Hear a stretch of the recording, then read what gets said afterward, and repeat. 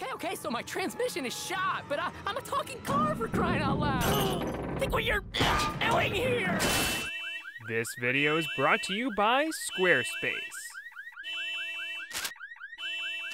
December 2019, Mad Magazine publishes its last issue of entirely original content, putting an end to 67 years and over 550 issues of social commentary and funny vomit jokes. It's a legacy of sticking it to the metaphorical man that was always held as a cultural institution, but I never read it because...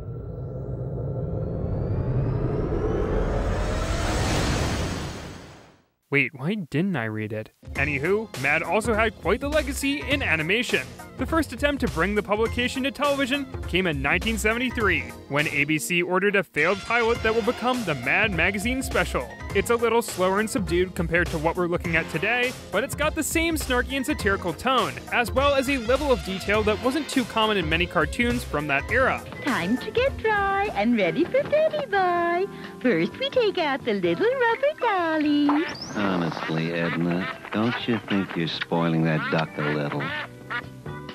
According to the magazine's apparently maddest writer, Dick DeBartolo, nobody wanted to sponsor a show that made fun of products that were advertised on TV, like car manufacturers. After EC Comics sold the rights of the property to Warner Brothers, the sketch comedy series Mad TV would begin in 1995. During its original 14-year run, the series would feature animated skits, mostly lowbrow and low-budget parodies of classic cartoons in an edgy style akin to Saturday Night Live's TV Funhouse, which is definitely something I know all the viewers in my target demographics are aware of. As soon as Mad TV wrapped up in 2009, Warner Brothers looked to Robot Chicken writer and producer Kevin Shinnick and Kablam character designer Mark Merrick to revive the brand as a fully animated sketch show, which began airing on Cartoon Network the following year. The show, which for simplicity's sake I'm just going to call Mad from here on out, has no reason to be as relatively obscure as it is, especially considering its place in Cartoon Network's history.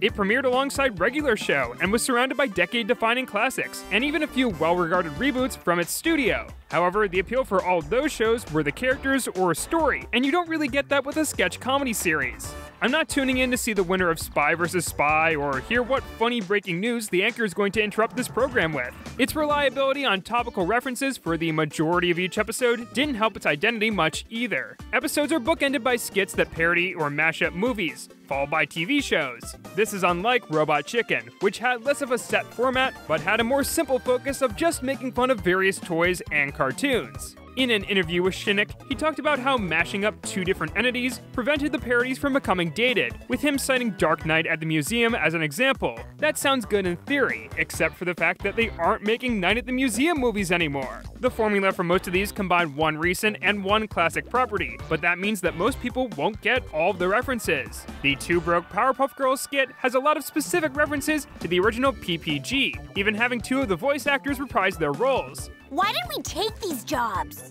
Because you squandered all your money. And now you work for him. No, not him, me, him.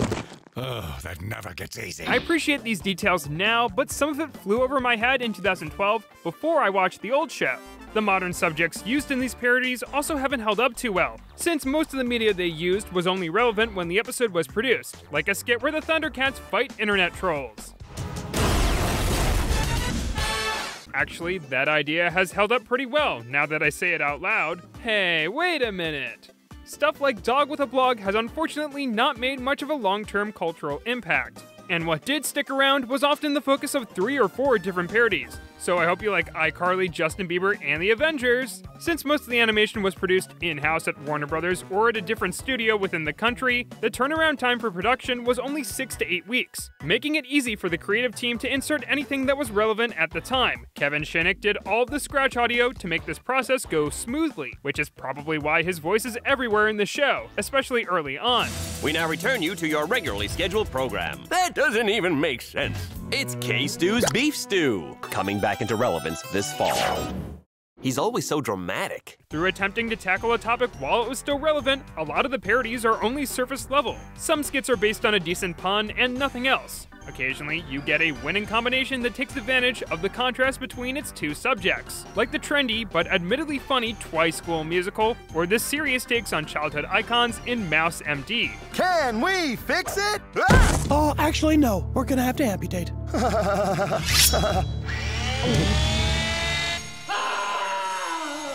Once in a while, they surpassed their intended targets by having decent fan service, accidentally predicting that the next Smash Bros. Game would support more than 4 players, and introduce Mega Man, foreshadowing how most superhero cartoons would be overshadowed by goofier comedies in Adventure Time, and basically doing the plot of Pixels 4 years prior to that film.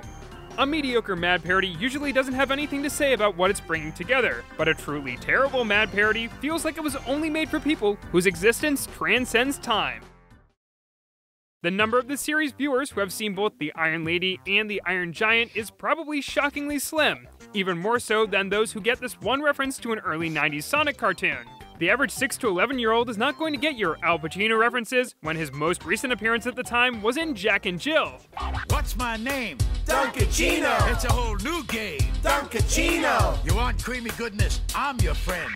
Say hello to my chocolate blend. It's painfully obvious that sometimes the writers didn't watch the source material they were making fun of. Like Everyone Loves Rayman is no deeper than having the video game cast in a sitcom, lacking any jokes specific to the characters. Sometimes the title pun just isn't very good.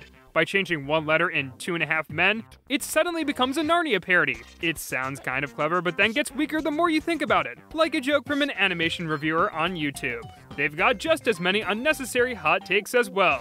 Are we doing Dragon Ball or Dragon Ball Z? Just be glad we're not doing Dragon Ball GT. Then there's Mad's most infamous parody, Grey's in Anime. All of your favorite overused anime references are here. It's Over 9000, Pedo Bear, and the classic characters of Trotsky, Marx, and Lenin. Being on right before Adult Swim gave this series the license to push the envelope a bit. I often got the feeling that this show wasn't something that I should be watching, which sounds exactly like what it was trying to accomplish. Take this clip for instance, which is one of the most gratuitous displays of gross out I've ever seen.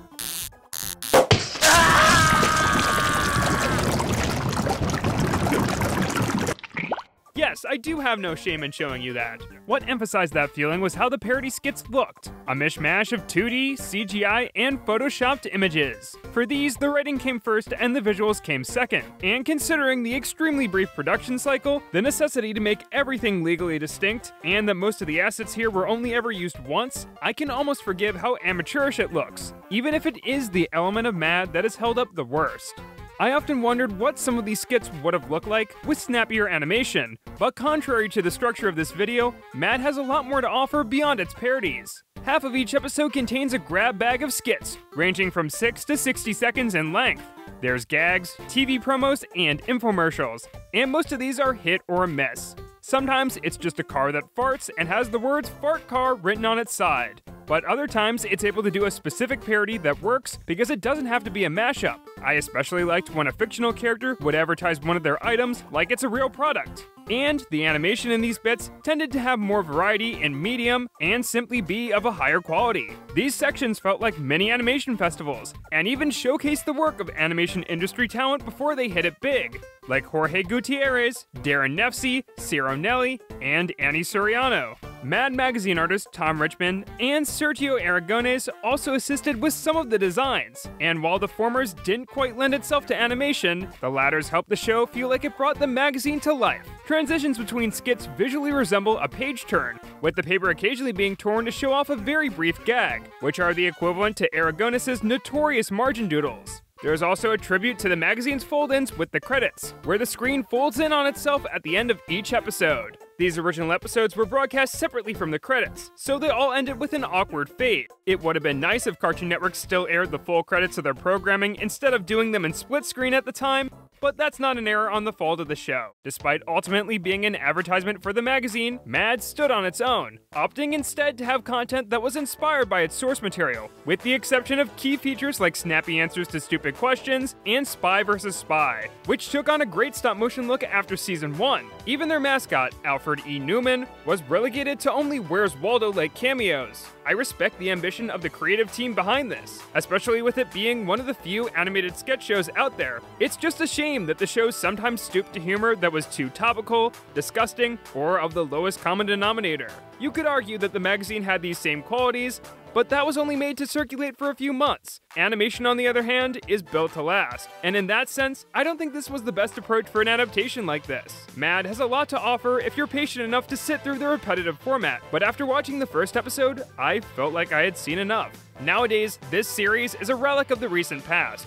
recommended only to those longing for nostalgia from that era, or for bizarre and sometimes ironically funny mashups. This is one of those shows that's practically made to be consumed through a no-context account on Twitter, especially since its own creator described it as a mixtape of sorts. I'd love to see people edit some of the best skits together to create their own perfect episode, since I feel like on the rare occasion, this cartoon was something special.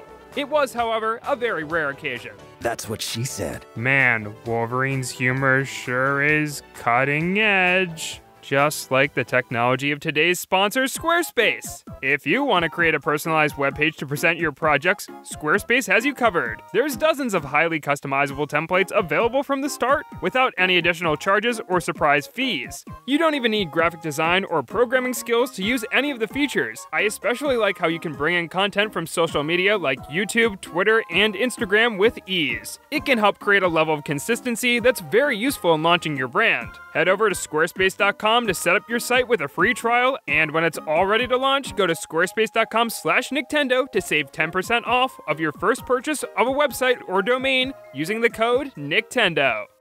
As the series went on, I remembered less and less of the episodes over time, and like I said before, I never picked up the magazine, which says a lot when you consider that it was my generation who killed it. However, Mad still made it to 100 episodes, and celebrated with a musical montage set to a One Direction parody titled Worst Show Ever. The series was canceled 3 episodes later. It couldn't have had a more fitting send-off.